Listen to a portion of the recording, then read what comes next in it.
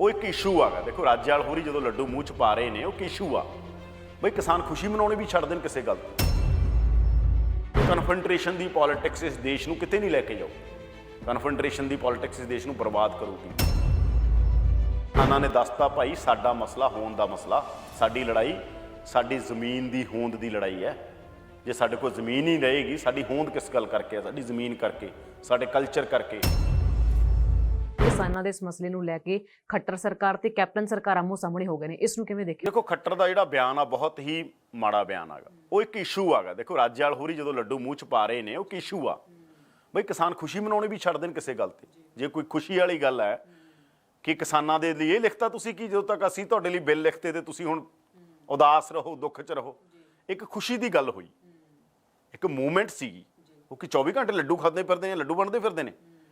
ਇੱਕ ਮੂਵਮੈਂਟ ਸੀ ਰਾਜੇਵਾਲ ਹੋਰਾਂ ਨੇ ਜਦੋਂ ਲੱਡੂ ਪਾਇਆ ਕੈਪਟਨ ਅਮਰਿੰਦਰ ਸਿੰਘ ਦੇ ਮੂੰਹ 'ਚ। ਉਹ ਇੱਕ ਮੂਵਮੈਂਟ ਆ, ਇੱਕ ਖੁਸ਼ੀ ਹੈ ਕਿ ਭਾਈ ਚਲੋ ਸਾਡਾ ਆ 360 ਰੁਪਏ ਜਿਹੜਾ ਗੰਨੇ ਦਾ ਰੇਟ ਹੋ ਗਿਆ, ਸਾਡੇ ਲਈ ਖੁਸ਼ੀ ਦੀ ਗੱਲ ਆ। ਤਾਂ ਫਿਰ ਕੋਈ ਖੁਸ਼ੀ ਦੇ ਟਾਈਮ ਖੁਸ਼ੀ ਵੀ ਨਾ ਮਨਾਉਣ ਕਿਸਾਨ।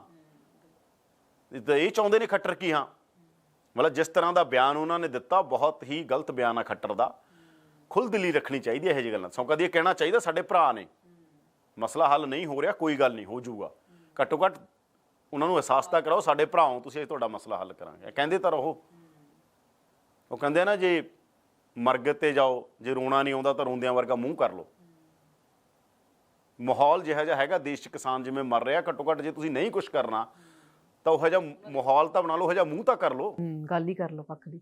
ਕਰ ਲਓ ਕਿ ਭਾਈ ਸਾਡੇ ਭਰਾ ਨੇ, ਸਾਡੀਆਂ ਭੈਣਾਂ ਨੇ, ਸਾਡੇ ਬੱਚੇ ਨੇ ਕਿਸਾਨ, ਅਸੀਂ ਇਹਨਾਂ ਦਾ ਮਸਲਾ ਹੱਲ ਕਰਾਂਗੇ। ਐਂ ਤਾਂ ਕਹਿਣਾ ਚਾਹੀਦਾ ਘੱਟੋ ਘੱਟ। ਕਹਿਣ ਨੂੰ ਤਾਂ ਕਹਿ ਦਿਓ, ਨਹੀਂ ਵੀ ਕਰਨਾ।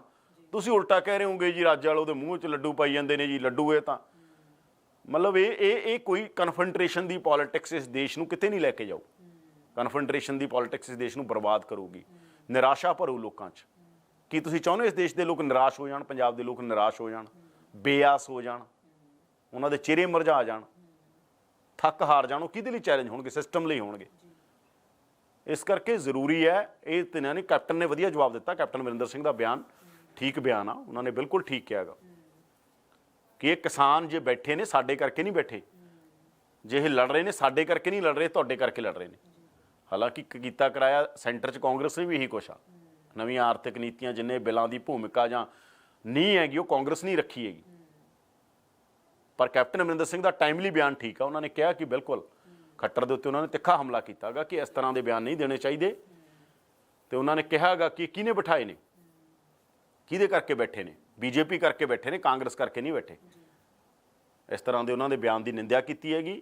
ਤੇ ਖੱਟਰ ਨੂੰ ਚਾਹੀਦਾ ਸੀ, ਅੱਜ ਚੰਡੀਗੜ੍ਹ ਪ੍ਰੈਸ ਕਲੱਬ ਆਏ ਹੋ, ਪੰਜਾਬ ਦੀ ਪ੍ਰੈਸ ਆ, ਸਾਰਾ ਉੱਥੇ ਮੀਡੀਆ ਹੈਗਾ, ਤੁਹਾਨੂੰ ਖੁੱਲ੍ਹ ਦਿਲੀ ਦੇ ਨਾਲ ਵੱਡਾ ਦਿਲ ਕਰਨਾ ਚਾਹੀਦਾ ਬੀਜੇਪੀ ਦੇ ਲੀਡਰਾਂ ਨੂੰ। ਕੋਈ ਨਾ ਆਪਣੇ ਨੇ, ਆਪਣਿਆਂ ਨੂੰ ਕਹਿਣਾ ਚਾਹੀਦਾ ਸਾਡੇ ਨੇ। ਕੋਈ ਗੱਲ ਨਹੀਂ, ਗੁੱਸੇ ਹੋ ਜਾਂਦੇ ਨੇ, ਸਾਡੇ ਹੀ ਮੁਲਕ ਆ, ਸਾਡੇ ਦੇਸ਼ ਦੇ ਲੋਕ ਨੇ, ਸਾਡੇ ਕਿਸਾਨ ਨੇ, ਕਿਸੇ ਗੱਲ ਦੇ ਉੱਤੇ ਹੈਗੇ ਨੇ, ਅਸੀਂ ਮਸਲੇ ਹੱਲ ਕਰਾਂਗੇ। ਇੰਨਾ ਤਾਂ ਕਹਿ ਦਿਓ। ਇੱਕ ਵੱਡੀ ਪ੍ਰੈਸ ਕਾਨਫਰੰਸ ਕਰ ਰਹੇ ਹੋ ਤੁਸੀਂ, ਸਾਰਾ ਪੰਜਾਬ ਹਰਿਆਣਾ ਦੇਖ ਰਿਹਾ ਤੁਹਾਨੂੰ। ਇਸ ਕਰਕੇ ਬੜਾ ਹੀ ਬਿਆਨ, ਮੈਨੂੰ ਲੱਗਦਾ ਉਹ ਸੀਐਮ ਦਾ ਇਸ ਤਰ੍ਹਾਂ ਦਾ ਬਿਆਨ ਨਹੀਂ ਹੋਣਾ ਚਾਹੀਦਾ ਸੀਗਾ ਖੱਟਰ ਦਾ।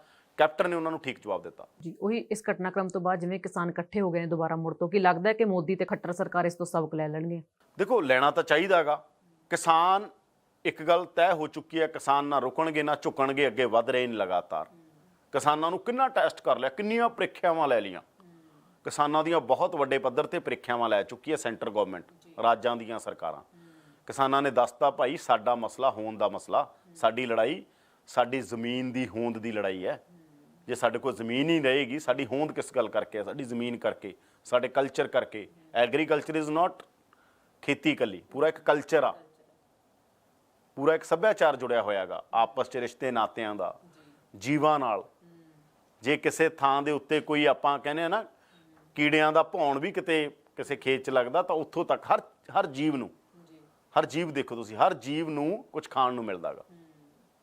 ਪੂਰੀ ਖੇਤੀ ਕਿਵੇਂ ਆ, ਪਸ਼ੂ ਪੰਛੀ, ਪੂਰੀ ਬਾਇਓਡਾਇਵਰਸਿਟੀ ਜੁੜੀ ਹੋਈ ਆ ਖੇਤੀ ਦੇ ਨਾਲ। ਇਸ ਕਰਕੇ ਚਾਹੀਦਾ ਇਹ ਆ ਕਿ ਮਸਲੇ ਦਾ ਹੱਲ ਕਰਨ। ਮਸਲੇ ਦਾ ਹੱਲ ਹੋਣਾ ਜ਼ਰੂਰੀ ਹੈ, ਨਾ ਕਿ ਜਦੋਂ ਇਸ ਤਰ੍ਹਾਂ ਦੀਆਂ ਚੀਜ਼ਾਂ ਹੁੰਦੀਆਂ ਨੇ, ਉਹ ਇੱਕ ਤਰ੍ਹਾਂ ਦੇਸ਼ ਨੂੰ ਬਰਬਾਦੀ ਵੱਲ ਲੈ ਜਾਂਦੀਆਂ ਨੇ। ਤੁਸੀਂ ਬਹੁਤ ਸਾਰੀਆਂ ਪ੍ਰੀਖਿਆਵਾਂ ਲੈ ਲਈਆਂ, ਕਿਸਾਨ ਪਿੱਛੇ ਹਟਣ ਵਾਲੇ ਨਹੀਂ ਹੈ। ਕਿਸਾਨਾਂ ਦੇ ਨਾਲ ਜਿਹਨੇ ਟੀਕਰੀ ਤੇ ਬੈਠੇ, ਅੱਜ ਖੱਟਰ ਨੇ ਕਹਿੰਦਾ ਕਿ ਟੀਕਰੀ ਤੇ ਬੈਠੇ ਨਾਲ ਤਾਂ ਹਰਿਆਣੇ ਦੇ ਕਿਸਾਨ ਹੀ ਨਹੀਂ। ਕਹਿੰਦੇ ਹੈਲੀਕਾਪਟਰ ਜੇ ਤਾਰਨਾ ਹੁੰਦਾ ਮੈਂ ਤਾਰ ਲੈਂਦਾ। ਕੋਈ ਗੱਲ ਹੈ ਇਹ ਕਨਫਰੰਟ੍ਰੇਸ਼ਨ ਦੀ? ਉਹਨਾਂ ਨੂੰ ਭੜਕਾਉਣ ਵਾਲੀਆਂ ਗੱਲਾਂ ਕਰ ਰਹੇ ਹੋ। ਉਹ ਤਾਂ ਇੱਕ ਆਮ ਕਿਸਾਨ ਨੇ ਵਿਚਾਰੇ, ਆਮ ਲੋਕ ਨੇ।